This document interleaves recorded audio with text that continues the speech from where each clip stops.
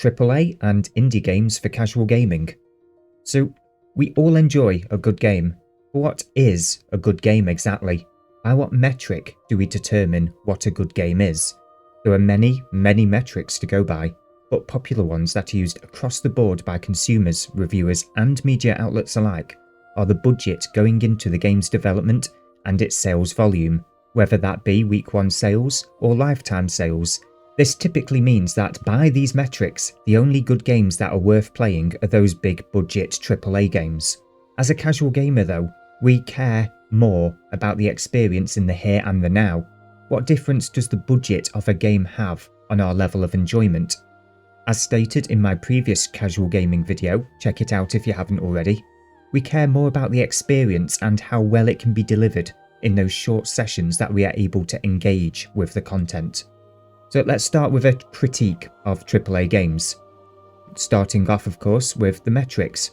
Elden Ring of course at the moment is a bestseller, winning rewards across the board that would see anyone recommend the game to you.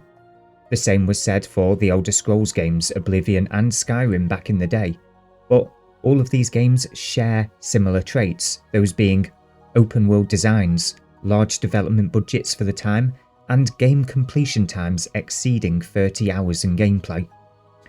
We also have the purchase price. Not a great deal needs to be said here. We're all aware of the £70 purchase price before DLC and other forms of monetization that are obviously designed to burn holes in our wallets. Due to the budgets for these AAA games continuing to spiral to even greater heights, we can only expect even more aggressive prices and forms of monetization as this trend continues. Next up we have game completion time. These games can be off-putting for casual gamers. These alone take a good proportion of the year to complete for those with more restrictive availability to play games. Casual gamers, in one way, are no different to the hardcore audience, and that is the desire to play a variety of games. At the time of writing, our favourite example, Elden Ring, has an average story completion time of 57 hours. For a casual gamer who only has a few hours per week to dedicate to gaming, this game alone could take an entire third of the year to complete just the story, assuming of course that they don't move along to another game and leave it unfinished in that time. Next up we have the time to actually play the game.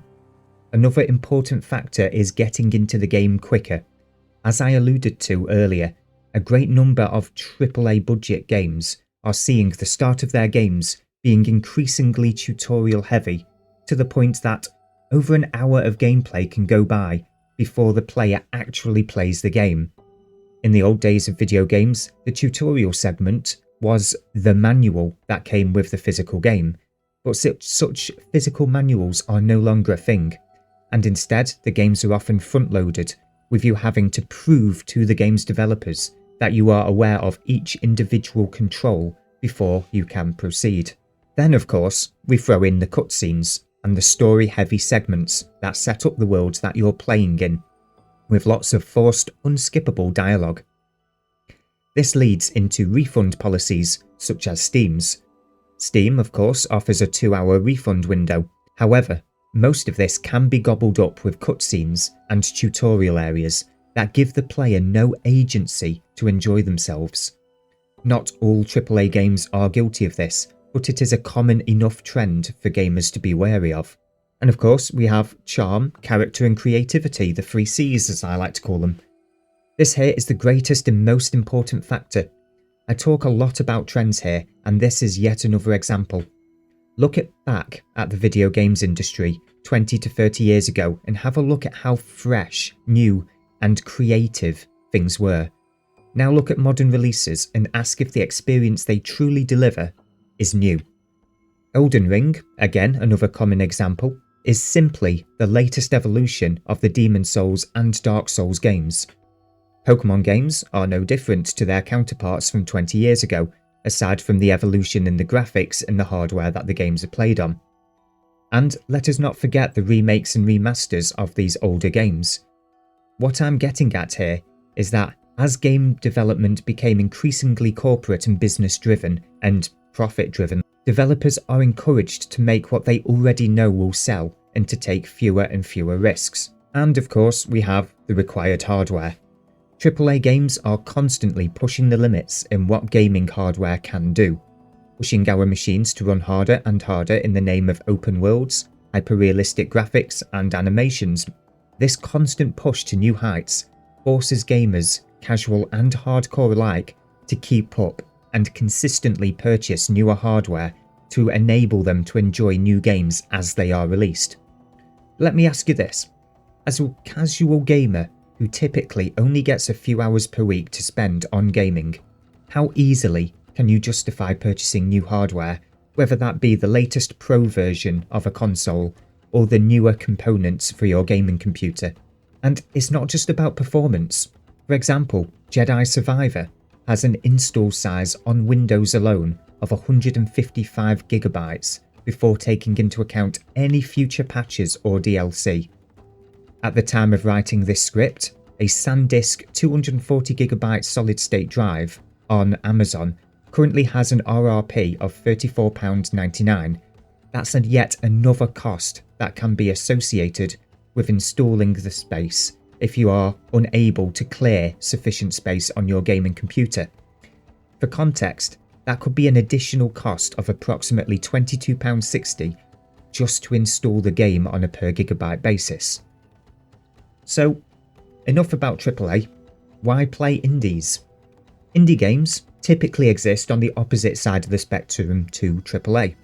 I say typically because the indie game category itself can be somewhat vague, but for the purposes of this video, and keeping it on track, I'll be focusing on the type of indie games that first comes to everybody's minds, those being small development teams with limited funding and no big publisher behind them. So what makes indie games so much more appealing for casual gamers, and why should you, as a casual gamer, try out a few indie games yourself? First up, we have the purchase price. For starters, more often than not, indie games come with a much more reasonable purchase price, typically coming in at £20 or less. Whether it makes your gaming hobby cheaper or frees up budget for more games with more variety, it's up to you as the individual.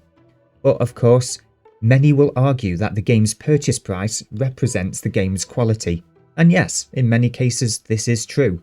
There are many games on Steam and the Switch eShop with a price tag of £5 or under that look like they've been developed on that very same £5 budget by a first-year game development student.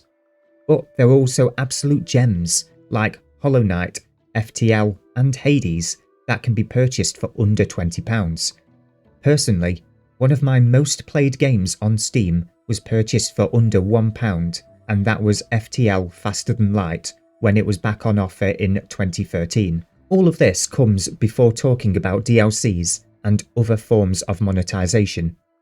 Overall, the indie scene is much less greedy and manipulative, as they have smaller budgets to cover and are less financially focused than their AAA counterparts.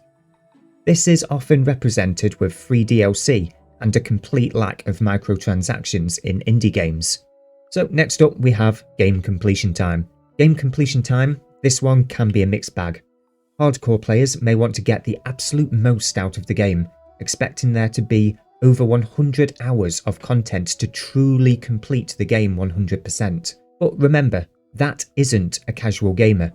A casual gamer wants a game that they will actually be able to complete within a month or two with their limited gaming time.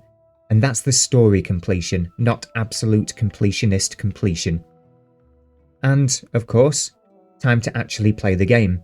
Indie developers tend to place more trust in the player being able to figure things out for themselves, and leaves the player to enjoy the game and its story from the very beginning, with the option to pause the game and check the game's controls always being a reasonable fallback.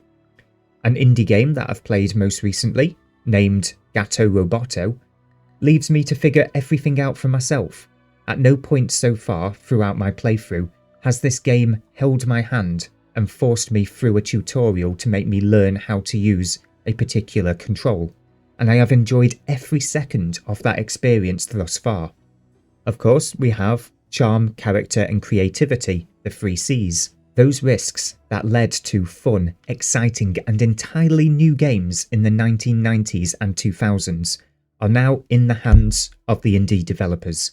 Indie developers enter the scene typically with no pre-established intellectual property backing them, whether that be sequels, prequels, remakes, remasters. They start out without any of those to rely upon. Everything they do has to be new. This means that if they want something to sell and be enjoyed by the masses, they have to build something new and exciting that stands out.